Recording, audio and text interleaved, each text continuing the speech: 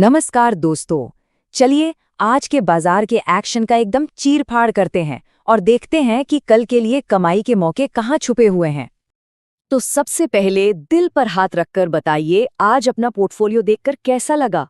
खून के आंसू रुलाने वाला लाल रंग दिखा या फिर दिल को खुश करने वाला हरा?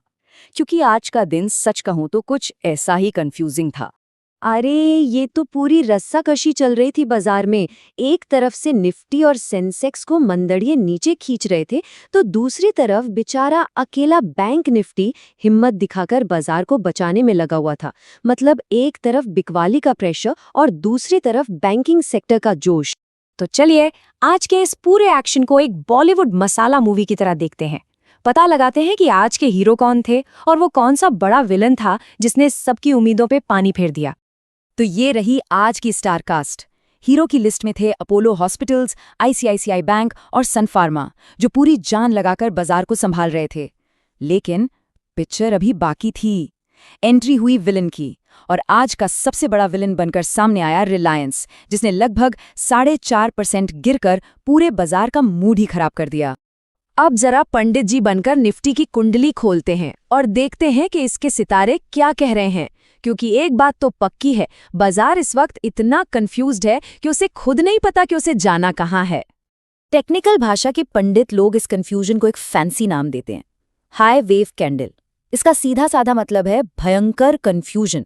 न खरीदने वाले जीत रहे हैं न बेचने वाले।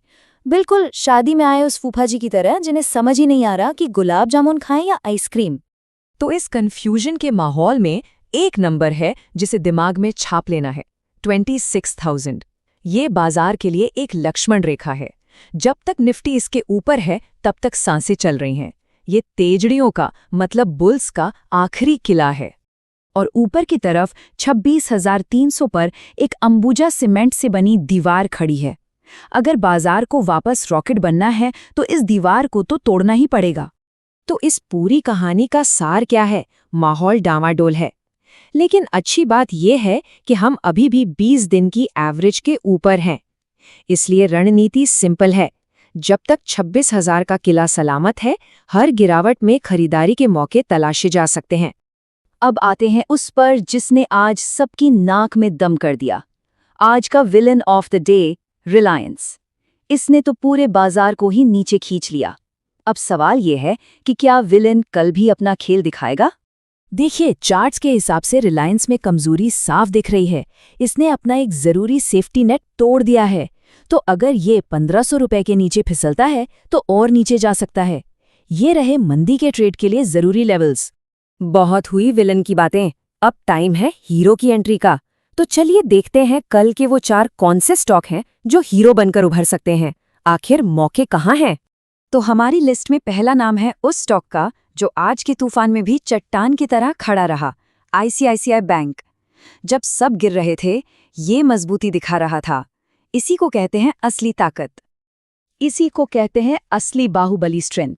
इसने न सिर्फ मजबूती दिखाई बल्कि एक जरूरी दीवार भी तोड़ दी है। इसीलिए अगर ये 1415 के ऊपर निकलता है तो इसमें एक शानदार तेजी देखने को मिल सकती है। दूसरा हीरो है अपोलो हॉस्पिटल्स। सबने सुना होगा हेल्थ इज वेल्थ, और आज बाजार में यही बात सच साबित हुई। हेल्थ केयर सेक्टर आज का टॉप परफॉर्मर था। इस स्टॉक में आज इतने लोग खरीदने आए कि इसने भारी भरकम वॉल्यूम के साथ एक जबरदस्त ब्रेकआउट दे दिया और दिन के सबसे ऊंचे लेवल के पास बंद हुआ, जो बहुत ही पॉजिटिव साइन है। 7,360 के ऊपर इस पर नजर रखी जा सकती है। लिस्ट में तीसरा नाम है सन फार्मा का। ये स्टॉक तो बस आसमान छूने की तैयारी में है। अपने ऑल टाइम हाई के बिल्कुल पास खड़ा है। ये एक मोमेंटम वाला स्टॉक है।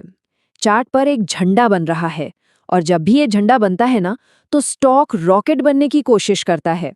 1765 के ऊपर इसमें एक तूफानी चाल आ सकती है। और अब आते हैं हमारे चौथे और आखिरी हीरो पर, जो एक कमबैक किंग बन सकता है, JBM ऑटो। इसे ऐसे समझिए, स्टॉक थोड़ा थक कर सुस्ताने के लिए रुका था और अब वापस दौड़ने के लिए तैयार हो रहा है। इसने अपनी जरूरी एवरेज पर सपोर्ट ले लिया है।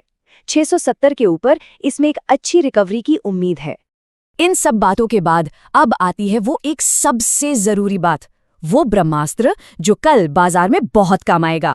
तो कान खोलकर सुनिए, कल का बिग बॉस होगा बैंक निफ्टी।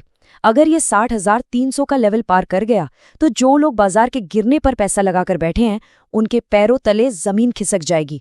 वो डर के मारे अपनी पोजीशन काटेंगे और जब वो खरीदेंगे तो बाजार रॉकेट बन जाएगा। और हाँ, एक बहुत ज़रूरी बात, ये सारी चर्चा सिर्फ जानकारी और पढ़ाई लिखाई के मकसद से है। मैं कोई सेबी रजिस्टर्ड एडवाइज़र नहीं हूँ। कोई भी फैसला लेने से पहले अपने फाइनेंशियल एडवाइज़र से सलाह ज़रूर लें। तो दोस्तों, बाजार भले ही उस फूफा जी की तरह कंफ्यूज्ड हो, लेकिन कल के लिए अपना प्लान एकदम क्लियर होना चाहिए। सोच समझकर निवेश करें। मिलते हैं अगली बार एक नए विश्लेषण